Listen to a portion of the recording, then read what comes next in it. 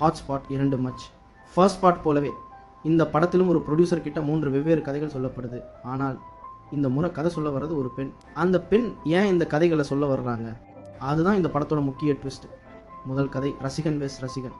கதை முழுக்க முழுக்க 2 ரசிகர்களை பற்றினது.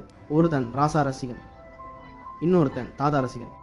இந்த 2 பேரும் அந்த 2 நடிகர்களுக்கு ஒரு வெறித்தனமான ஃபேன்ஸாக இருக்கானுங்க. ஒருதே தனது காதலியை விட ஹீரோவுக்காக உயிர் கொடுக்க தயாரானவன், இன்னொருத்தே வேலையை கூட விட்டுட்டு ஃபர்ஸ்ட் ஷோ பார்க்க போகிறவன். இந்த 2 பேர்த்தோட குரூப்பு எப்போதும் மோதி கொண்டு இருப்பாங்க. இப்படி இவங்க இருக்கும்போது ஒரு கட்டத்தில் இவங்களோட குடும்பத்தினர் யாரோ ஒருத்தே கடத்திடுறான். அவன் இவங்க 2 பேர்த்துக்கிட்டையும் ஒரே ஒரு கண்டிஷன் வைக்கிறான். உங்களோட தலைவர்கள் 2 பேரும் கான்ஃபரன்ஸ் காலில் என்கிட்ட பேசணும். அதுக்காக அந்த 2 ரசிகர்களும் அவங்க ஹீரோ கிட்ட சோஷியல் மீடியா வழியாக பேசி சம்மதிக்க வைக்கிறாங்க. 3 பேரும் கான்ஃபரன்ஸில் பேசிக்கிறாங்க. அப்போது அந்த ஹீரோஸ் கிட்ட கிட்னாப்பர்ஸ் 3 டிமாண்ட்ஸ் வைக்கிறா. நீங்கள் சம்பாதிக்கிற சொத்துக்களில் பாதி ரசிகர்களோட குடும்பத்துக்கு கொடுக்கணும்.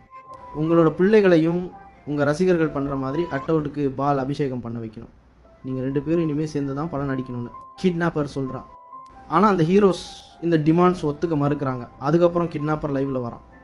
நானும் ஒருத்தனுக்கு ரசிகனாக இருந்தவன் தான், அதனால் என் குடும்பம் சிதைஞ்சது தான் மிச்சம். உண்மையான ஹீரோன்னா அவங்களோட குடும்பத்தை காப்பாற்றுறவன் தான்.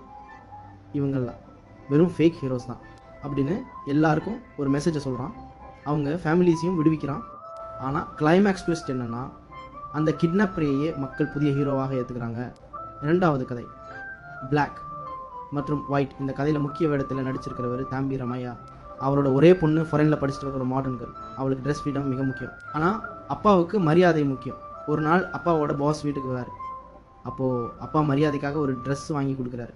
ஆனால் மகள் ஃப்ரீடம் ஆஃப் ட்ரெஸ்ஸிங் என்று வாதம் பண்ணி போட மறுக்கிறார். அதன் பிறகு மகளோட பர்த்டே ஃபங்க்ஷனில் அப்பா அவருக்கு பிடிச்ச மாதிரி ட்ரெஸ் பண்ணிட்டு வர்றாரு. மகள் ஏன் ஃப்ரெண்ட்ஸ் முன்னா இப்படி பண்ணுறீங்கன்னு கத்துறா. அதுக்கு அப்பா சொல்லும் பதில், உன் ஃப்ரெண்ட்ஸ் முன்னாடி நான் இப்படி பண்ணிட்டேன்னு சொல்கிறியம்மா, அன்னைக்கு நீ என் ஃப்ரெண்ட்ஸ் முன்னாடி எப்படிமா வந்த? ட்ரெஸ் போடுறதுக்கு இடம் பொருள் ஏவல் தெரியணும்.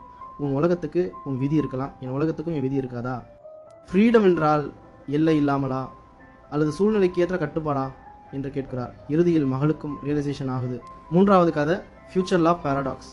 ஒரு தவறான ஃபோன் கால் மூலம் 2025 இருக்கவே 2050 இருக்கும் ஒரு பொண்ணோட கனெக்ட் ஆகிறான்.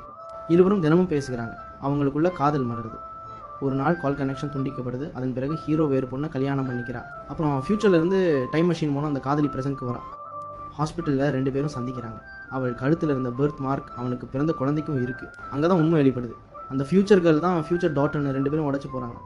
இந்த 3 கதையும் சொல்லி முடித்த பிறகு ப்ரொடியூசர் எண்டிங் என்னன்னு கேட்குறா. அது ஹாட்ஸ்பாட் 3ல் தெரியும்னு சொல்லி படத்தை முடிக்கிறாங்க.